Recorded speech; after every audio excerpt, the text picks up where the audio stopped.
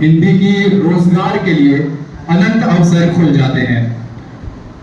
जनभाषा और मातृभाषा के साथ साथ हिंदी संपर्क भाषा, राजभाषा, राष्ट्रभाषा, रचनात्मक भाषा एवं प्रयोजन मूलक हिंदी भाषा के रूप में प्रशासनिक भाषा, अप्रशासनिक भाषा एवं व्यवसायिक भाषा के रूप में अनेकों आयामों में अपना कार्य संपन्न करती है और अपने को विस्तारित करती है। इन्हीं सब प्रयोजनों के लिए हिंदी का जो विशेष रूप प्रयोग में लाया जाता है उसे प्रयोजन मूलक हिंदी कहते हैं। महोदय, प्रयोजन मूलक हिंदी को सामान्य हिंदी से जो चीज अलग बनाती है वो है सबसे बड़ी उसकी पारिभाषिक शब्दावली। हम सामान्य बोलचाल में हिंदी का कई तरह से उपयोग कर सकते हैं, बल्कि 46 बोलियां हैं जिनमें हिंदी के अनेक उपयोग होते हैं, साथ में खड़ी बोली भी है। लेकिन प्रयोजन मूलक हिंदी में पारिभाषिक शब्दावली के अनेकों उपयोग होते हैं, जैसे वकालत में होता है, अदालती कामों में होता है, तहरीर लिखवानों में होता है, या फिर व्यवसाय में, बैंकिंग में आदि कई कामों में होता है। इन्हीं सब प्रयोजनों के लिए प्रयोजन मूलक हिंदी की आवश्यकता होती है। और प्रयोजन मूलक हिंदी विश्व की तीसरी सबसे बड़ी बोले जाने वाली जनभाषा और मातृभाषा के रूप में रोजगार के अनेकों आयाम रखती है। उनमें से इतने आयाम हैं कि यदि पूरे दिन भर में भी एक सूची बना दी जाए और बोलते रह जाए तो रोजगार के अवसरों को पूरा नहीं बोला जा सकेगा। लेकिन मुख्य चीजों को मैं आप लोगों के सामने रखता हूं। पहला क्षेत्र है साहित्यिक क्षेत्र। महोदय, यदि किसी भी भाषा में कोई व्यक्ति विद्वता प्राप्त कर जाता है तो उसका सबसे प्रथम उसकी इच्छा होती है कि वह साहित्य में अपना योगदान दे सके।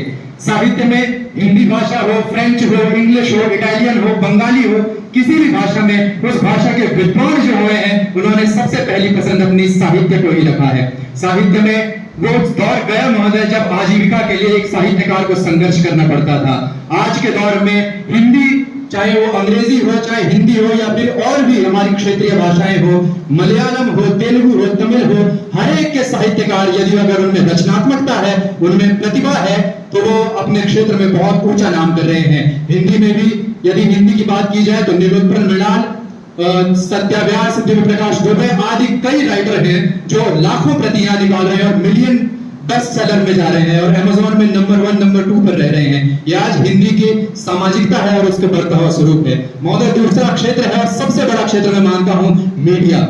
मीडिया में चाहे प्रिंट मीडिया हो, इलेक्ट्रॉनिक मीडिया हो और आज कुछ समय पहले से तो सोशल मीडिया हो, इन तीनों क्षेत्रों में हिंदी लेखन और हिंदी की विद्वता यदि आपके पास है तो अनेकों आयाम हैं। प्रिंट मीडिया में अभी इंडियन रीडरशिप सर्वे 2021 के अनुसार देश का सबसे अधिक पढ़ा जाने वाला जो अखबार है, दैनिक पत्र है, वो हिंदी का दैनिक जागरण है। 16 करोड़ से अधिक जो रीडरशिप रखता है। महोदय, विस्मय की बात ये भी है कि दूसरे नंबर पर जो है वो दैनिक भास्कर है, जो एक और हिंदी का अखबार है। तीसरे नंबर पर हिंदुस्तान है और चौथे नंबर पर अमर उजाला है। ये चारों पत्र हिंदी के हैं और हम बड़ा अहम करते हैं।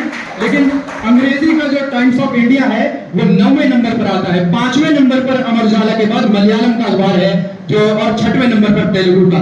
ये बताता है कि हिंदी और भारतीय क्षेत्रीय भाषाओं में अभी रीडरशिप कितनी है।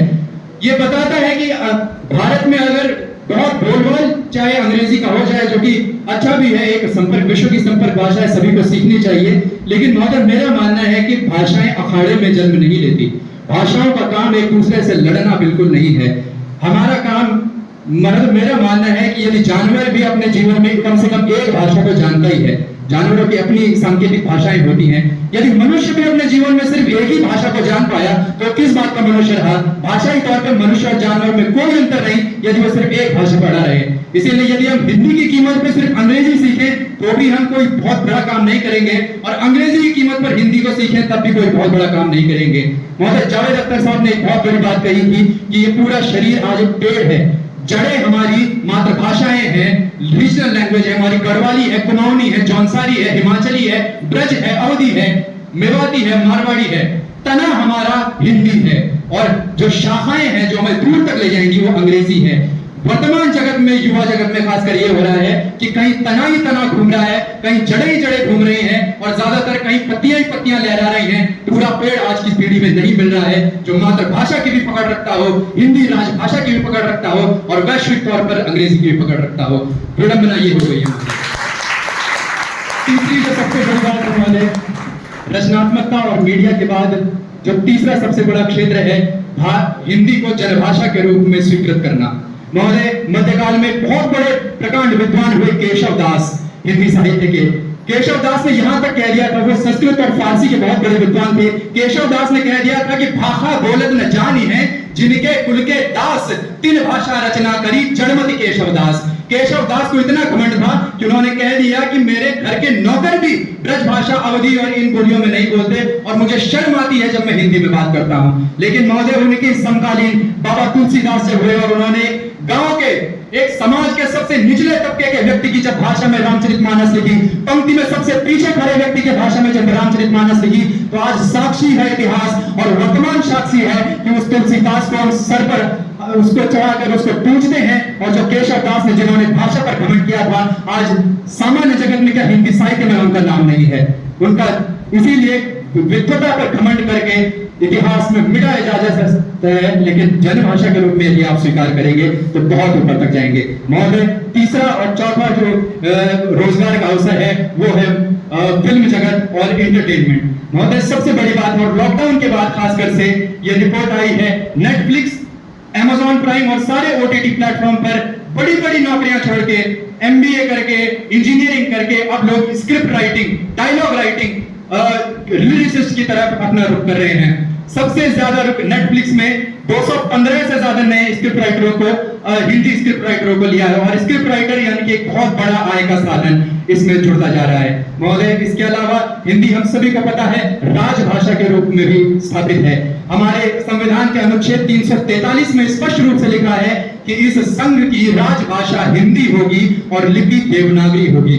और अनुच्छेद 351 में दोबारा लिखा गया है कि संघ की जिम्मेदारी होगी कि वो राजभाषा को, भारत की सामसिक संस्कृति को बढ़ावा देते हुए संघ की जिम्मेदारी है कि वो हिंदी का विकास करे, उसका प्रचार करे। और इसीलिए महात्मा गांधी ने दिल्ली या मध्य प्रदेश में नहीं बल्कि चेन्नई जाकर के हिंदी प्रचार सभा को स्थापित किया था, क्योंकि पूरे देश की एक संपर्क भाषा है।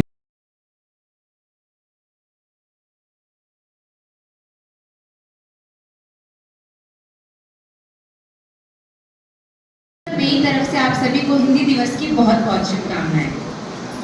मैं आंचल, BA द्वितीय वर्ष की छात्रा, आज आपके समक्ष प्रयोजन मूलक हिंदी में रोजगार के अवसर इस विषय पर अपने कुछ विचार प्रस्तुत करने जा रही हूँ। भारत कई भाषाओं का देश है, लेकिन इसमें सबसे ज़्यादा बोली जाने वाली भाषा है हिंदी। फिर भी आज ऐसा देखने को मिला है कि युवा हिंदी भाषा से दूर होता जा रहा है। क्यों? इसका असली कारण ये है कि हमारे परिवार, हमारे समाज, हमारे आसपास के वातावरण ने हमारे दिमाग में ये बात ठूस दी है कि हिंदी में कोई भी रोजगार का अवसर नहीं है, हिंदी पढ़ोगे बेकार बैठे रहोगे। ये बात सच है। इसी कारण से बच्चे हिंदी को छोड़कर अंग्रेजी भाषा की तरफ बढ़ते जा रहे हैं। और ये भी नहीं कि अंग्रेजी अच्छे से सीख रहे हों, हम हिंदी और अंग्रेजी भाषा के बीच में लटके हुए हैं। ऐसी हालत नहीं होनी चाहिए।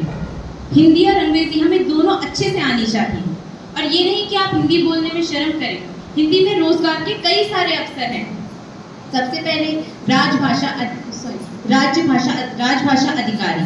राजभाषा अधिकारी वो अफसर होते हैं जो किसी भी बैंक अथवा सरकारी कार्यालय में लगाए जाते हैं। इनका कार्य होता है कि अधिक से अधिक कार्यवाही हिंदी भाषा में हो, ये सुनिश्चित करें। ये सरकार द्वारा इसलिए चुने जाते हैं ताकि ये हिंदी भाषा को बढ़ावा दे सकें। उसके बाद अगर आप शिक्षण कार्य में देखें तो 2 वर्ष लेकिन कई वर्षों से हिंदी साहित्य का विद्यार्थी रहा हूँ। कुछ चंद शब्द बोलूँगा क्योंकि ज़्यादा समय नहीं लूँगा। भाषा, मेरा मानना है, ये जो भी छोटे भाई बहन थे, बहुत लैक ऑफ नॉलेज लगता है खासकर भाषा के प्रति।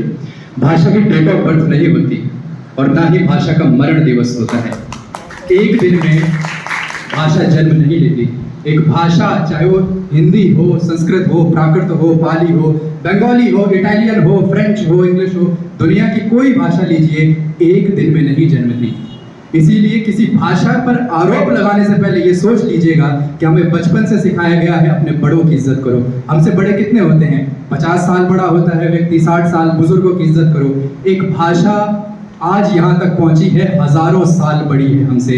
हम उस हजारों साल बड़ी भाषा पर आरोप लगाते हैं तो सोचे हमारी कहीं ना कहीं तो दिक्कत वाली बात है। भाषाएं जन्म एक दिन में नहीं लेती और ना ही मरती एक दिन में है। जो लोग बोलते हैं कि हिंदी तो समाप्त होने वाली है, हिंदी ये, या फिर जो बोलते हैं कि, और यही हाल यूरोप में अंग्रेजी के साथ भी बहुत संघर्ष में है। वो फ्रेंच के साथ बहुत तगड़ी लड़ाई लड़ रही है, फ्रेंच इटालियन के साथ लड़ाई लड़ रही है, इटालियन जर्मन के साथ लड़ाई लड़ रही है, जर्मन वापस संस्कृत के साथ लड़ाई लड़ रही है, क्योंकि जर्मनी में 14 संस्कृत केंद्रीय विश्वविद्यालय जर्मनी सरकार ने खोल दिए, और संस्कृत वापस से हिंदी के साथ लड़ रही है। जो लड़ने वाले हैं कि आप संस्कृत को भूल करके हिंदी का प्रचार प्रसार कर रहे हैं, तो लड़ाई कभी खत्म नहीं होगी। इंसान की फितरत है लड़ना, लेकिन इंसान की फितरत है भाषा को जिंदा रखना। जन भाषा कभी खत्म नहीं हो सकती जब तक इस समाज का सबसे निचला तबका वो भाषा को बोलता रहेगा। देखिए भाषाएं क्या होती हैं, एक छोटा सा एक वाक्य है, ये हॉल एयर कंडीशन है। अब इसमें 4 अक्षर है केवल, ये हॉल एयर कंडीशन है। इसमें जो मुख्य जो 2 वर्ड हैं, हॉल और एयर कंडीशन, ये दोनों अंग्रेजी के शब्द हैं। अब आगे से एक ये लगा दिया, पीछे से एक है लगा दिया, लेकिन क्या मैं अब ये अंग्रेजी बोल रहा हूँ? ये हॉल एयर कंडीशन है। मैं अभी भी हिंदी बोल रहा हूँ, क्योंकि देखिए भाषाएं शब्दों से नहीं होती हैं, भाषाएं लिपि से भी नहीं होती हैं। पंजाबी देखिए, पंजाबी गुरमुखी में लिखी जाती है, फारसी में लिखी जाती है और देवनागरी में भी लिखी जाती है, तो स्क्रिप्ट भी नहीं होती। आप KUCH HOTA HAI लिख दीजिए, कुछ होता है। अब क्या रोमन में लिख दिया, मैं इंग्लिश बोल रहा हूँ, हिंदी बोल रहा हूँ, तो भाषाएं शब्द भी नहीं होती है। अगर शब्द होती तो दीवार को हिंदी में क्या कहते हैं? दीवार तो फारसी शब्द है, दीवार को हिंदी में दीवारी कहते हैं, फारसी में दीवार कहते हैं, इंग्लिश में वॉल कहते हैं। इसीलिए भाषाएं शब्द भी नहीं होती। हमें जो जरूरत रहती है उन शब्दों को लेते हैं, जिन जरूरत नहीं होती वो निकाल देते हैं। और बड़े बड़े पंडित और बड़े बड़े मौलाना भाषाएं नहीं बनाते, भाषा बनाता है एक गरीब आदमी जो समाज के सबसे निचले तबके में है। वो जिंदगी भर घिसता है अपनी जिंदगी को, उसमें शब्दों को लेता है। कोई गाय का चरवाहा लेता है, कोई गोधुली शब्द लाता है, कोई कुछ लाता है। अंग्रेजी भी इसी तरह से डेवलप, अंग्रेजी को बड़े बड़े साहित्यकारों ने जब बनाया हो तब बनाया हो। यूरोप में तो 400 से 1400 ईस्वी तक तो अंधकार काल रहा। प्लेटो, अरस्तु और लॉन्जाइनस के बाद 400 के बाद देखिए ठीक 1400 ईस्वी तक कोई विद्वान पैदा नहीं हुआ। यूरोप में ना कोई बड़ा डॉक्टर हुआ। एक परसों ही हम बात कर रहे थे, एमए के जो स्टूडेंट है मैं उनसे बात कर रहा थोड़ी देर, कि 400 से 1400 तक तो अंधकार काल रहा। कोई एक गैलीलियो हुआ, गैलीलियो को भी जब गैलीलियो ने कहा कि ये बाइबल में जो लिखा है कि आप सूरज काट रहे धरती के चक्कर, ये गलत है, मैं टेलीस्कोप का आविष्कार करके दिखा सकता हूं, तो उसको मृत्यु दंड की सजा सुना दी। इतना अंधकार काल उस वक्त था, लेकिन फिर भी यूरोप ने 1400 ईस्वी के बाद डेवलप किया। वर्ड्सवर्थ आए, टी.एस. एलियट आए, कई लोग, कॉलरिज आए, क्रॉन्चे आए, सात्र आए, संरचनावाद कई वाद उसके बाद आए। ये इसीलिए हुआ क्योंकि जनता ने जनभाषा के रूप में अपनी संस्कृति को बचाए रखा था। और मैं दोबारा वो बात दोहराऊंगा जो मैंने अपने भाषण में भी प्रतियोगिता में कही थी कि जावेद अख्तर साहब ने बहुत सटीक बात कही है। और अगर यहाँ से कुछ लेने के लिए जाएं तो ये बात जरूर लेके जाएं कि कहीं ये हमारा शरीर, हमारी संस्कृति एक पूरा का पूरा पेड़ है। यहाँ की जड़ें हमारी मातृभाषाएं हैं, हमारी कुमाऊनी है, गढ़वाली है, जौनसारी है, हिमाचली है, ब्रज, अवधी, मेवाती है।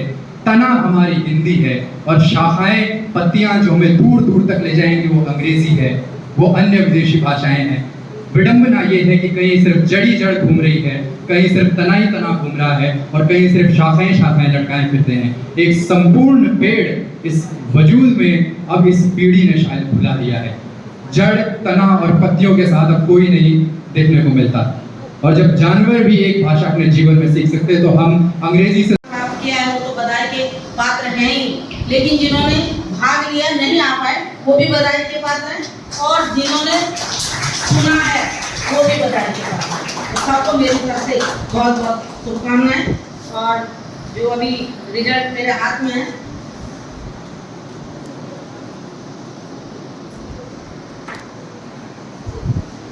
इस प्रतियोगिता में जिसने तृतीय स्थान प्राप्त किया है वह है पूजा रावत, MA 4 सेमेस्टर। जरा खड़े हो जाए अपनी जगह में। और द्वितीय स्थान जिन्होंने प्राप्त किया वह है आंचल, BSc इंग्लिश। और जिन्होंने प्रथम स्थान प्राप्त किया है, सबको पता है, केवल नाम जानने की आवश्यकता है, पीयूष। क्या क्या नुकसान पहुंचे हैं, तो सभी बधाई के पात्र हैं। सबको मेरी तरफ से बहुत बहुत वो आपस में मिलेंगे तो गलत अंग्रेजी में बात करेंगे, अंग्रेजी में नहीं बल्कि गलत अंग्रेजी में बात करेंगे। और ये जो एक स्टीरियोटाइप हमारे दिमाग में हो चुका है, हमारे रोजगार में सबसे बड़ा ये बाधा डाल रहा है, और इसी बाधा को हमें दूर करना है। महोदय, अंत में यही कहूंगा, फैज अहमद फैज साहब ने बहुत जरूरी कहा था जबान के बारे में कि बोल के लब आजाद है तेरे, बोल जबान अब तक तेरी है, बोल कि सच जिंदा है अब तक, बोल जो कुछ कहना है कह ले, बोल के लब आजाद है तेरे, बोल ज़बान अब तक तेरी है। बोल